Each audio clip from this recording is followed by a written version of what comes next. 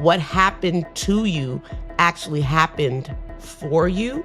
And if you could see what happened to you as happening for you, you could switch your perspective and find joy in everything that comes your way. Now, I'm not saying while you're in it, that it's not a struggle. While you're in it, it's not challenging. While you're in it, you don't know how you're going to get out of it. But when you come out of it, you become better, not bitter. If you've been running a video business for any kind of business for years, it can become easy to forget why you started this. If part of your why is how can you show up to help and serve and add value to your community, to your clients, that changes everything. And so I think just even hearing your story, I'm just reminded of the importance of remembering our own, like, why the heck do we do this work? Your vision is going to take you your whole life to get there.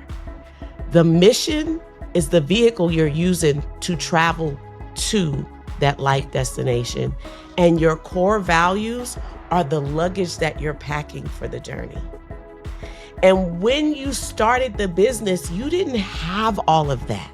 Right. But somewhere along the line, you found out that the product that I was bringing to the market was so much bigger than me. Mm-hmm. And it had value to add to the world. In this episode, you're gonna walk away with a fresh reminder of why you started this business in the first place, and maybe even why you shouldn't quit just yet.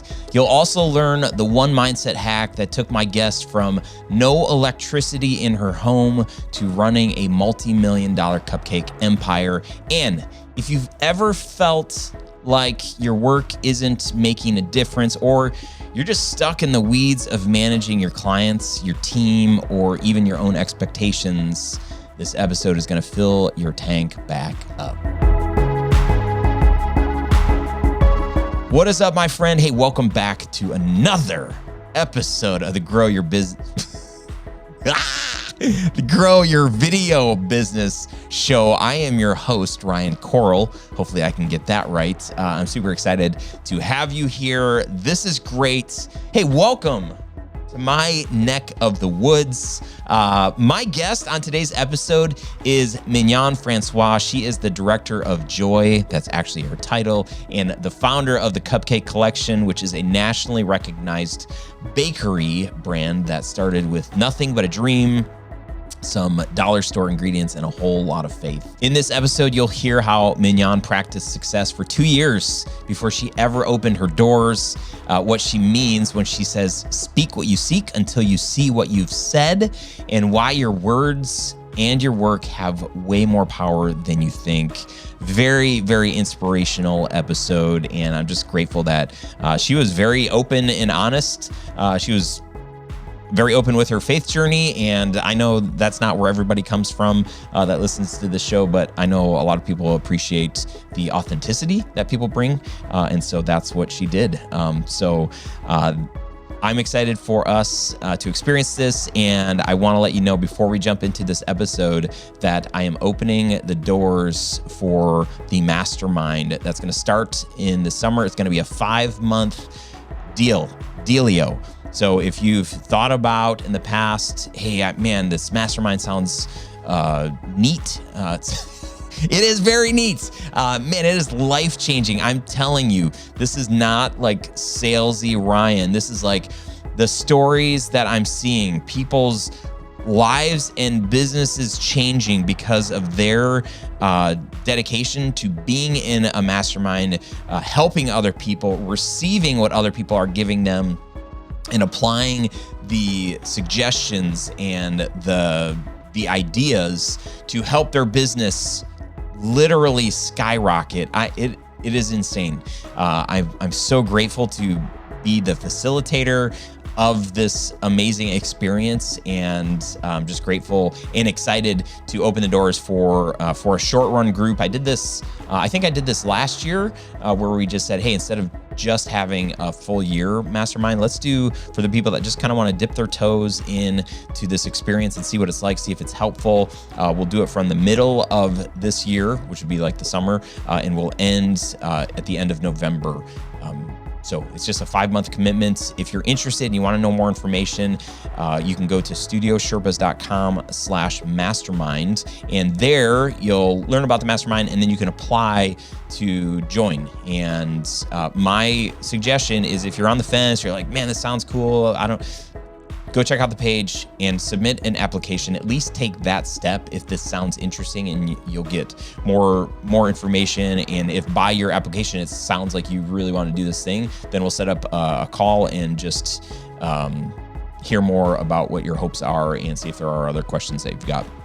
So studiosherpas.com/mastermind. I'm going to be talking about it for the next couple of weeks. I'll be emailing you as well. Don't hesitate, get on this, because there are only limited spots in the groups.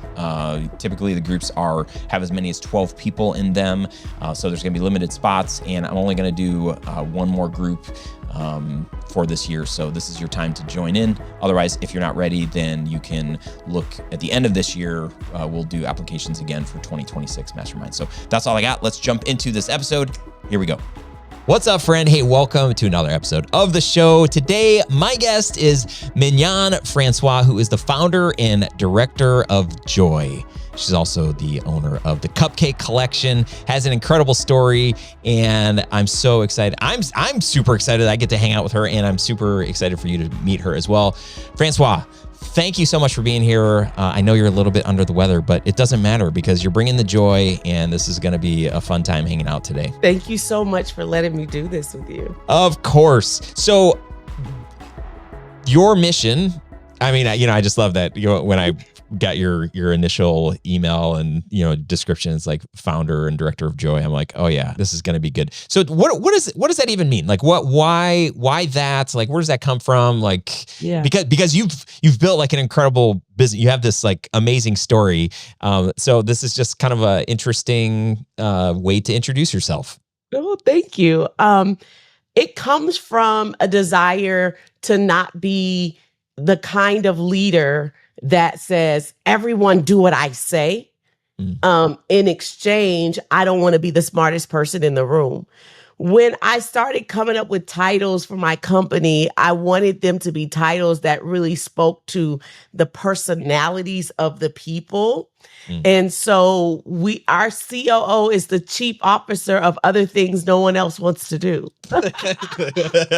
Yes, that's the perfect description of a COO. Yes, our regional director is the chief sprinkle specialist. And our brand manager and marketing director, she is the voice of reason.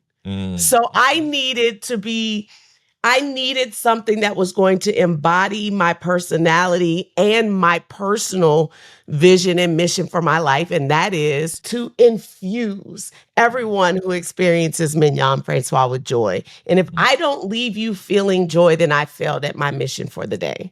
And so even in an email, if I send you an email, I'm going to sign it, joyfully yours, Mignon Francois. I just want to just give you that, that ding, that says, oh, that was nice.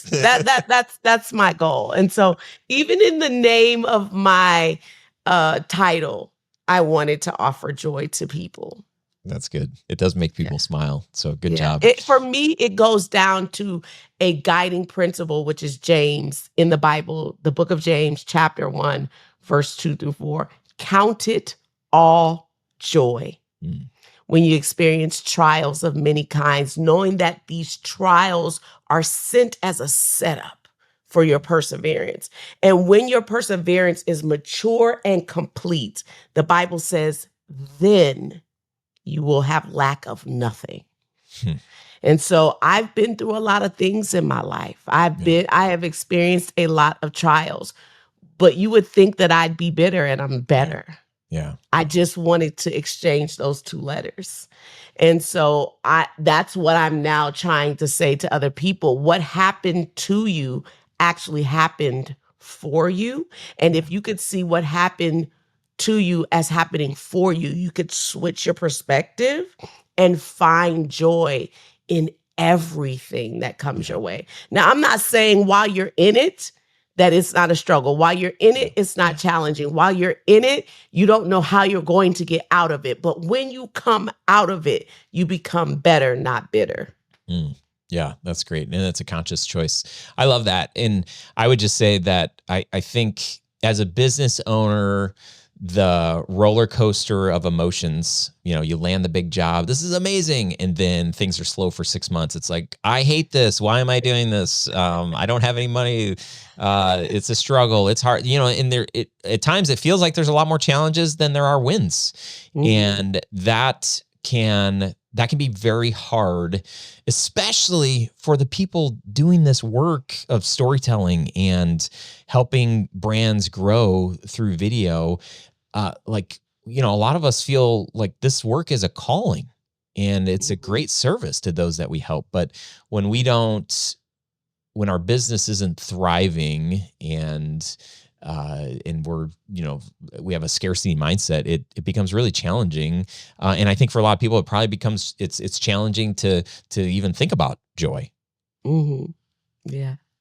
Yeah. Especially when you're in the thick of trials. Yeah. But one of the things I think I always was looking for, no matter what, I was always looking for the joy in a day, in an experience, in an interaction. Yeah. I'm always looking for the lesson. Yeah.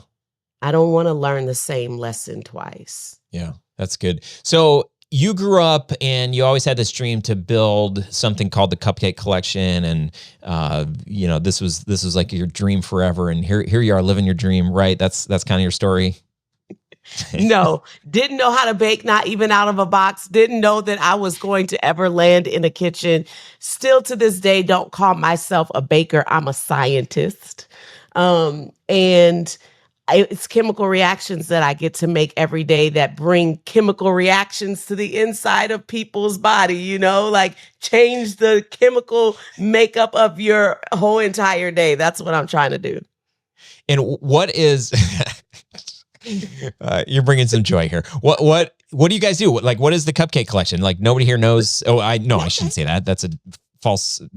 Before I met you or knew of you, I was like, what would she make? Okay. Like, tell me more. What is this? Like, who do you serve? And, thank you for asking. Yeah. What was so important to me about when I was creating a business was to create a business that you could look at the name and know what they do. Right. But, sometimes we get so creative with stuff. You're like, what is a store called Grape Pudding? Like, what are they doing there? Right. Is there even grape pudding?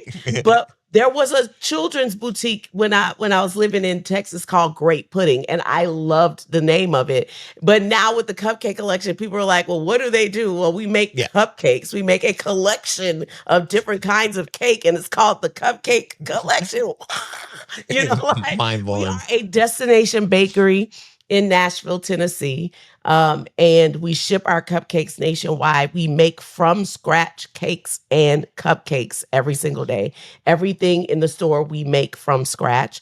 And I just believe that cake takes you back to a time and place where somebody made you something with love, because it takes time to make a cake. You can't just say, oh, there's a saying, if I had known you were coming, I would have made you something? Baked a cake. Baked a cake? Yeah. Yeah, I would have baked a cake. I wouldn't have done it. I would have baked If I'd known you were coming, I would have baked a cake, is because it takes time to make cake. Yeah. It means I have to think about you. And so what the Cupcake Collection does is stands in the gap so that when you don't know someone's coming or when they spring it on you, you can bring over a cake which says, I thought about you. You were a celebration of one.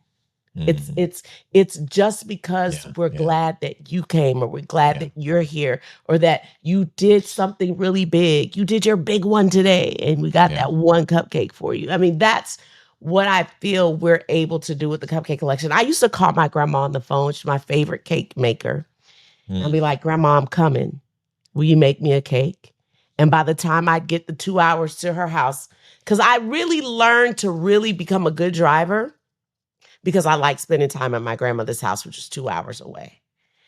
And I would call her and let her know I was coming. My grandmother would make me a cake. And by the time I got there, there was cake. Now, the cake was cut by the time I got there. because my grandmother's house was a popular house where everybody on the bayou would stop and know that Aunt Jenny was cooking today. And my grandmother cooked for the entire community, which was all one big family, literally. And so cousins and aunties and uncles and sisters and brothers would come over. And if you come to my grandmother's house, you can eat. And so by the time I would get there, there'd be cake. It would be cut, but there would be cake. And I just believe that cake makes you feel seen. Yeah. Yeah. You know, have you ever met a cake that didn't feel like, for me? You did this for me? I mean, when you think about people bringing out a cake with all the candles, I don't know how we never thought of this before COVID, but blowing on a cake is really disgusting. So gross. But I'll take a piece anyway. Yeah, I'll take a piece anyway. And so what I love about cupcakes is, and I do this for my children. I did this for my children all when they were growing up, and I encourage it to other people who get the Cupcake Collection. We sell candles in a box that has 12, and you buy cupcakes in a dozen. Buy a candle for every cupcake and let every guest in the room make a wish for the birthday person. Let's go. And then you just blow on your own cake, and then everything's right in the world. That's so funny. I think you just taught a masterclass on how to take something as simple as a cupcake and turn it into this, like, wow, there is a story in a cupcake. Yeah. And I think that, you know, as storytellers, we're always trying to help, you know, businesses. What is their story and what makes them unique? And because we can all feel like we're, you know, selling the same thing, and we're, you know, there is no uniqueness, but your story, and nobody has your story, right? Your grandma, the feeling that you felt when, you know, she would make that for you, the memories of the community and how your grandma was just helping a lot of people and serving a lot of people. Like, there's just so many parts of your story that are so beautiful that make somebody actually start caring and thinking about cupcakes in a way that they never have before. Yeah. I mean, it's just like amazing to think that. Well, Ryan, just a you cupcake. just brought me joy just listening to you say it. Well, it's you. Wait, I inspired you. Okay. Well. So rewind. I mean, your business has been really, really successful. You have, I mean, a lot of people have been able to partake. I've yet to partake in one of these cupcakes, but I will. It's going to be. Yeah, we'll change that. We ship them nationwide. We got to send you some. Here we go. But that your story, I mean, I obviously was kidding about growing up wanting to make cupcakes, but it's fitting as I hear, you know, a little bit more about your story about like why this is, you know, one of the places that you ended up. But share a little bit more of your story, because it doesn't sound like life was always like very easy, and there were some challenges along the way, and maybe you never really thought that you might be a business owner, or maybe you did, but bring us back to where it all started changing. I grew up in a family where you don't play life. You go to a company, you work there for 35 years, you climb the ladder, you collect a pension, and you retire with a happy life. That's what my parents wanted. Yeah. And I feel like that's also what they required. Yeah. So when I started the Cupcake Collection, I dared my children that they better not tell anybody. Because I think my mother would have been on the first plane smoking to pick up her grandchildren and remove them from the situation. She's not okay. Yeah, but it was when I had my first crowd at the bakery. I had been practicing this thing because the man on the radio was telling people they could get out of debt by having a bake sale or a garage sale. We had just moved to Nashville, Tennessee. I didn't have anything that I could sell because we sold everything to get to Nashville, Tennessee. Yeah. And so I thought, well, I'll have a bake sale. Problem with the bake sale, I don't know how to bake, not even out of a box. I have these two daughters who are 16 and 10 who are baking every day. One of them wants to go on and be a chef one day, and the other is being groomed to be a trophy wife. And so they were baking every day. And I thought, well, while they go to school, I could sell whatever they make at home at night. And so I present this idea to them. They thought, yeah, let's do it. Soon as we get started, my oldest daughter is like, yeah, Mom, not really interested in your little bakery idea. I'm going to move back to New Orleans where we're from as soon as I graduate from high school. Without her, my youngest daughter is no longer interested. So now I got to bake. I got to figure out how to bake because I feel like I've told everybody that we're open a bakery because I put a little sign on our porch that said bakery coming soon. So I practiced it every day for 2 years like it was a job for my bakery to open before it ever did. My neighbors began to get wind of what I was doing. I was practicing on them. They tear down one house and put up 15. Like, I would knock on those people's doors and say, hi, my name is Mignon Francois. I live in that house across the street. See where it says bakery coming soon? Just thought I'd welcome you to the hood. And they would be afraid to open their door because they have come now into the inner city and they're actually a little afraid, and yet at the same time, a little excited about coming into this new part of their lives in a part of town they've never really, truly experienced before. Yeah. Afraid that I'm going to ask them for something in exchange for what I'm about to give. And all I really wanted was some taste testers. Yeah. Those people would come and start knocking back on my door and saying, can I spend money for this? And I was like, wow, they want to give me money. And many days I was living in that house with no electricity because I couldn't afford it. Yeah. And I was living in that house a lot of times without water because I couldn't afford it. And here were people that wanted to give me money for something that I was making. And now here we are. This is, I think, 18 years later for me. Wow. Even, we might be close to 20 years. Because like I said, 2 years of my life before the store ever even opened. Yeah, yeah. And I'm still in awe of the people who come and they stand in lines that sometimes wrap the block in my neighborhood to come for something that I made. And I think it is a indication of what could happen if you really, truly believed in the idea that was offered to you. Because I think as humans, we are arrogant to believe that we could even possibly come up with this stuff. Yeah. And if we could come up with this stuff, why didn't we come up with it so much quicker? Because what I truly believe is happening is God himself is tapping you on the shoulder and saying, hey, what if you and me make cupcakes together? What could happen if we sprinkled people's day with joy? And what you're saying is, you know what, God? I think that's a good idea. We should do it. Let's.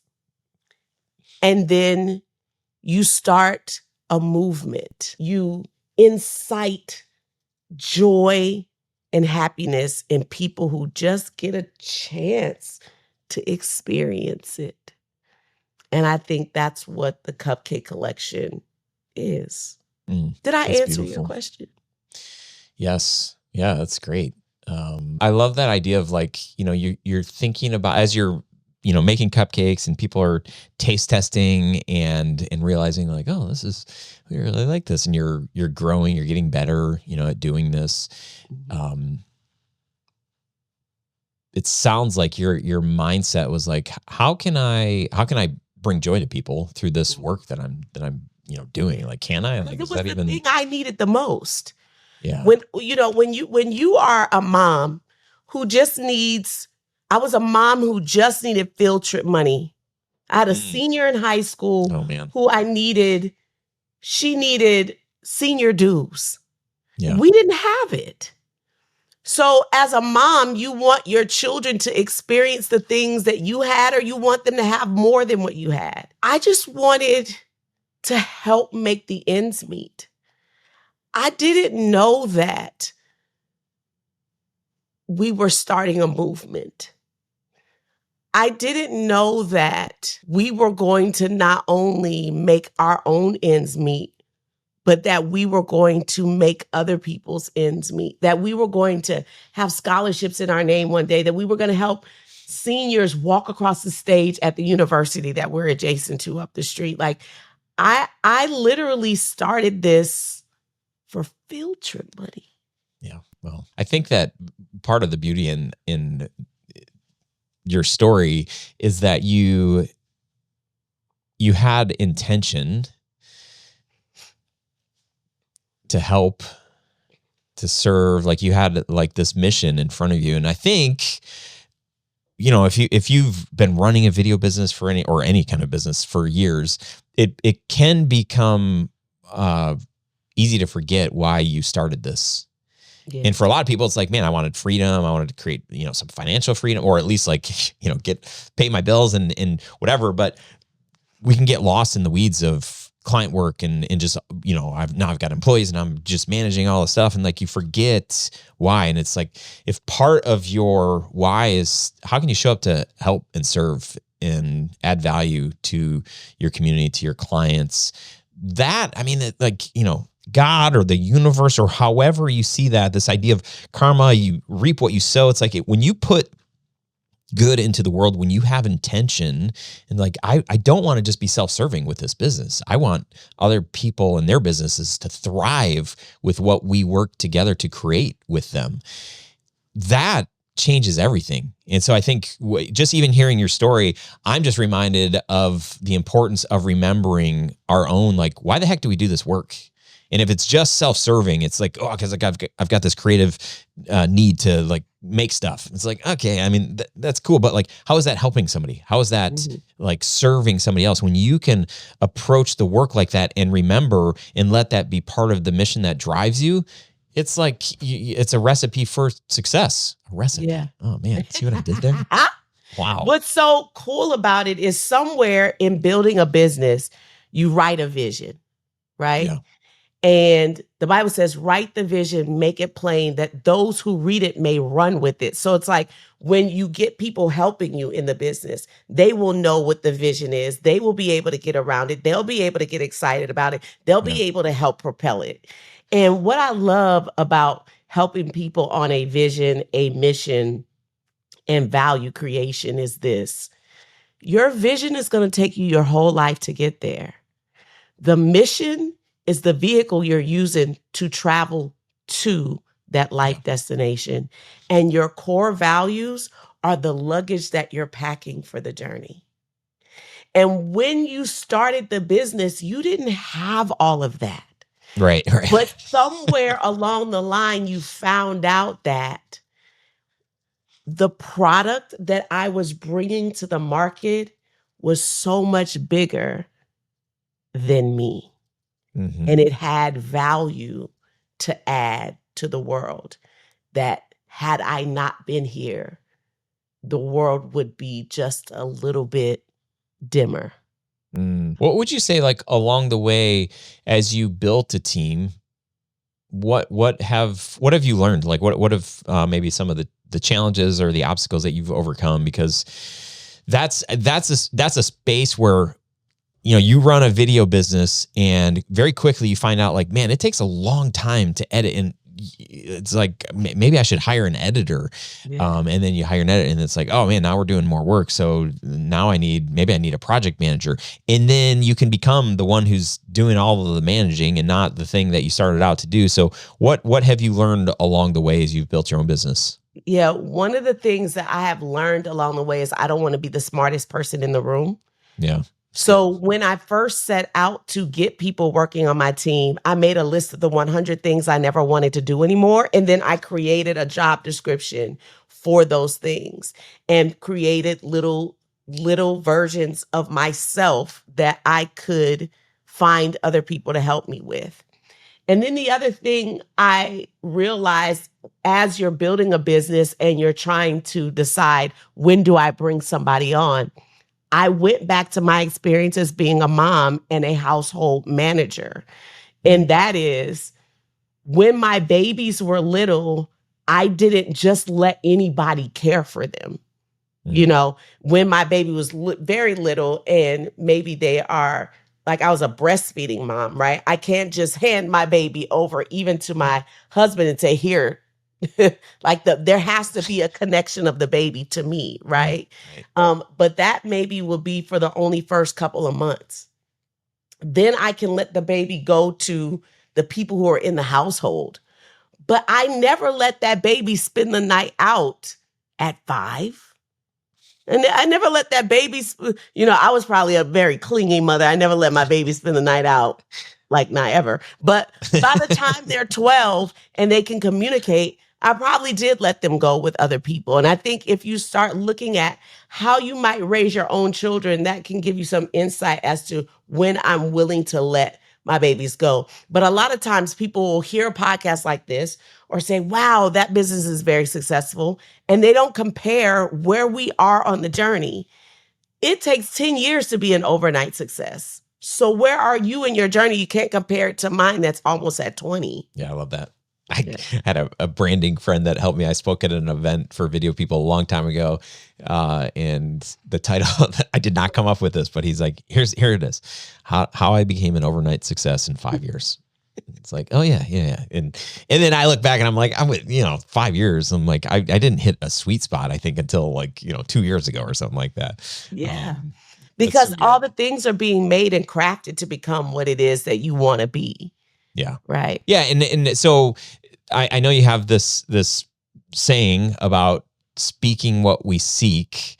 So as I think about vision and I think about dreaming about, this business that you own and why do you do it and who do you serve and why you serve them and what is winning in your business, something, those questions that hopefully we have some definitions for, some reasons why we do this work, not just for a paycheck, but like, can we show up to really serve and to be helpful and to help somebody else thrive in what they do? So share, what is that phrase and what does it mean? Why does it mean anything to you? Yep. Nothing exists apart from words. There's a Bible verse in John 1 that says, in the beginning, before everything, there was words. And the Word was God. And the Word was with God. And the Word became flesh and lived amongst us. And I think that people need to understand that you and I are the product of words that our dad said to our mom, and she liked it. And then you became made flesh. Nothing exists apart from words, which show us that our words have power. Yeah. Our words have power to change. Our words have power to save. Our words have power to heal. Our words have power to create. We are sitting here in this conversation because of words. And our words are not just meant for conversation. Our words are weapons that can destroy. Our words are medicine that can heal. So if we speak what we seek until we see what we've said, this podcast is a manifestation of that. You said that you wanted to create an opportunity for storytellers to know how they could grow and be better in their business. And now here we are doing it. The house we live in is the product of some architect that said, I want to create a building that looks like this, and it would have these features and this flooring and these windows, and these people would find joy and raise families inside of it. And now here we are living in it, because nothing exists apart from words. And so I think we have to be careful with our little mouths, what we say, because there's a Bible verse, Mark 11:22 and 23. If you believe and do not doubt. You can have whatever you say. I'm not sure anybody knew they were coming to Sunday school today, but here we are. I always bring Jesus. If I can't bring Jesus, I ain't coming. Yes, lots of truths in there, regardless of your background and wherever you're from. So I really just appreciate this perspective. And I started getting emotional as you're talking about this show and this, what, started out as a little side hustle. And I think it's just so powerful. Like thinking about I had a vision for this. I think there was something in my heart that just said, how fun would it be to be able to share the lessons and the things that I'm learning, lots of failures along the way, but also successes. And how fun would that be to be in a position where I do that and not just do it because I was kind of doing it, but then to be able to turn it into something that I could actually make some money doing this. And oh my gosh, to do that was but to your point, journaling about it, talking about it with friends, dreaming about it, and then here it is. Here we are. Yeah, when you see it for the first time and you look at it and you say, wow, I didn't even know what it looked like. Yeah. Because you started right from where you are. But can I just speak to also the emotion that you felt, hearing it back at you? I believe that joy is the feeling of grinning inside. That's a Melba Callgrove quote. And when I heard that quote for the first time, I was like, that's what I want. That feeling of grinning on the inside. But what you just experienced hearing about your podcast was more than grinning inside. It was words couldn't even express. So then your heart wants to cry. And I hope that people would stop themselves from stopping themselves from crying. Because the Bible tells as I'm trying to do that right now, I'm like, oh gosh. Because the Bible tells us that our tears are so precious to God that he bottles them. And what I believe happens with those bottled tears is he uses those to water the garden of our lives, the seeds that we're sowing, the things that we want to grow. He uses those tears. And the Bible says that the Holy Spirit intercedes for us with groans and whispers when we don't have the words to say.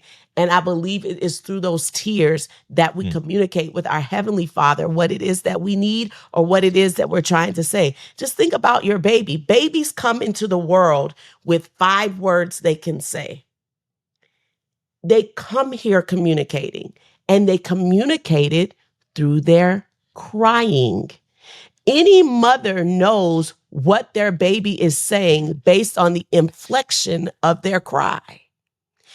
And even as adults, we still cry out in ways that words are not enough to express.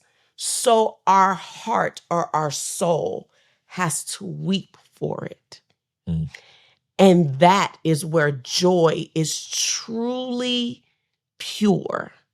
Because on the other side of the Bible says, weeping may endure for a night, but joy comes in the morning. And I think the trueness of it, as you are in the trenches, that joy comes. It won't always be like this, Ryan. It won't always be easy. It won't always be smooth, but it won't also always be difficult. It won't always be hard. Yeah. It won't always feel like, when is it going to also happen for me? Yeah. It won't always be like this. Yeah. Yeah. That's beautiful. So good. Yeah, I think, the some of the hardest times in my business, which there are, 2012 was really hard. 2016 was really hard. 2020 was really hard. there have been some very low spots, and every time I'm like, okay, I'll quit this business. Like, I don't think I need this business. I don't think I'm codependent. And I would say a prayer. I'm like, Lord, like, if I, please just make it very clear. I'll close the business. I'll do something, like whatever. And it was never clear. I always felt like, no, this is the work that I'm supposed to do. But I would always say like, well, I would think that if I'm supposed to be doing this work, that the paychecks would also be coming as well, right? That, but the provision in the things that I needed, things that I didn't know that I needed, were actually the things that were showing up in those times. And it was friends, it was conversations, it was my own growth of like, not relying solely on myself and not feeling like I was the one that manufactured success. So I've learned so many helpful and healing lessons in the times where business has been the worst and the hardest. So yeah, I think that's really powerful. And I just think that as I'm reflecting about this brand and this podcast and just like, wow, like this is it's actually a thing. It's really cool. And also my encouragement is as you listen to this episode, like remember why you're doing what you are doing, and remember what like if it all works out exactly how you want it to, like what does that look like, and paint that vision. I just had a coaching session this week, 2 nights ago, and it was actually my friend DJ who helped me brand my original business 20 years ago, and he was just saying like, what is the thing that is in the way of you seeing your business or your life really the way that you've been designed to live? And he just kind of explained like, hey, you like pretend you go into a Verizon store and it looks like a Verizon store, and there's a ceiling tile, this drop ceiling, and there's a ceiling tile that's kind of moved to the side, and you look and you see that this building that you're in is like a 20-story building, and at the top is this amazing, beautiful mosaic, but it's all like, you can't really, he's like, what is the tie, like what's in the way of you seeing like your full potential and all of the things? And it was just a great reminder, and it allowed me to reflect and think like, what is in the way of me seeing, what I can fully bring and show up as myself. And I think those reminders through life are so helpful, because we can do something for 20 years and forget like, wait, shoot, am I doing what I'm supposed to be doing right now? Maybe 10 years ago, yes, but like today. So I'm thankful for that reminder from you. Well, okay. So we've covered a lot. Challenges. I love this idea of really are trying to articulate, our words are so powerful. And our journey's not going to always look like what we want it to, but it's going to look like probably what it needs to, right? For us to become the kind of people that we're to be. How do you want to encourage us today as we wind down, and just, the work of a storyteller, of a filmmaker, of somebody doing this work can be incredibly powerful. Just like our words, like we're taking words and putting them somehow, some way into a visual form for people to see and to experience. So it can be life-changing work that we do. Yeah. And it's easy to get stuck in the weeds and to forget. So how do you want to leave us today? Yeah, that is really, really good. I think you just really said something so big. As storytellers, we are wielding the most granular piece of earth. And we are being tasked with molding and shaping that which someone wants to communicate from the beginning. Wow.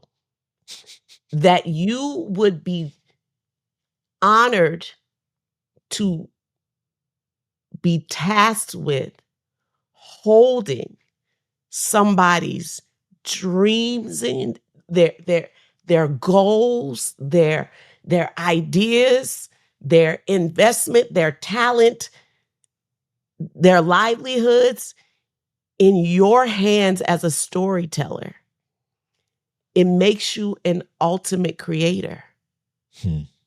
When you think about Genesis 1:1 says, in the beginning, God made heaven and earth by the words that he willed it.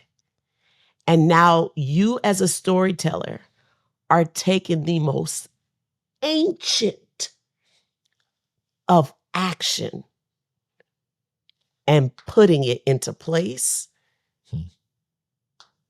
You have a big assignment on your life. And with that level of assignment on your life, you have to show up. You have to show up and do it very well, because all of creation is waiting to see what you're going to do with the most basic mineral. And that is words. No pressure.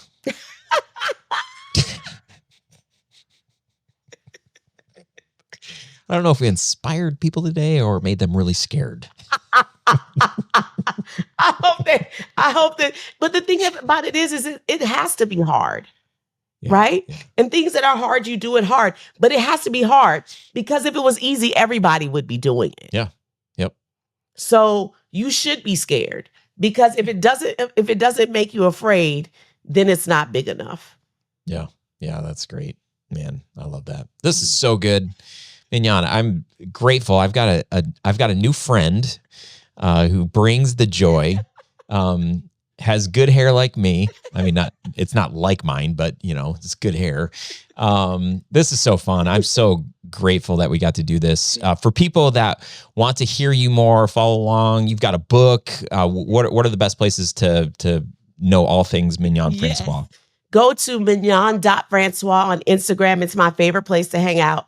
Check out my book on Amazon. It's called Made from Scratch, Finding Success Without a Recipe. Leave me a review. It really propels the book for others to be able to experience it. And then order cupcakes. We ship them nationwide from the Cupcake Collection.com. Have you said that before? That sounds like a first. Real rusty there. Yeah, right. It's amazing. Seriously, I'm grateful that we got this time. Thank you so much. Really, really appreciate you taking time to be with us today. Thank you, Ryan, for letting me do it. I promised God if he would make me successful, I would tell anybody who would listen about what they could do if only they believe. And I hope that we just stretch that belief muscle a little bit further for someone who was feeling like they were stuck. Love that. Thank you, my friend, for being here. I appreciate you. I hope you got some takeaways. I hope you experienced some joy and a little bit of laughter in this episode. Let me know, leave a comment, and just share with me what's happening, what was good, what are you going to do different.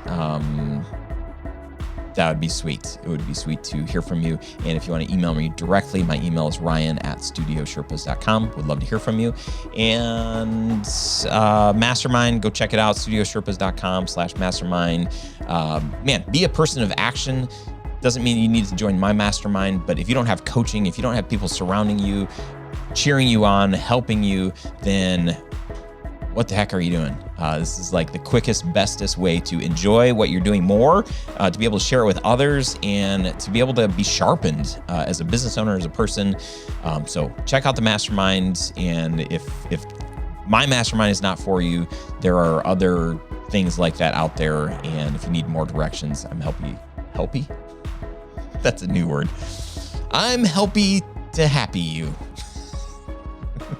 Okay, I think you get what I'm saying. So I'm not gonna try to explain myself any further, because who knows what else will happen. I love your guts. Thanks for being here. See you next time. Bye for now.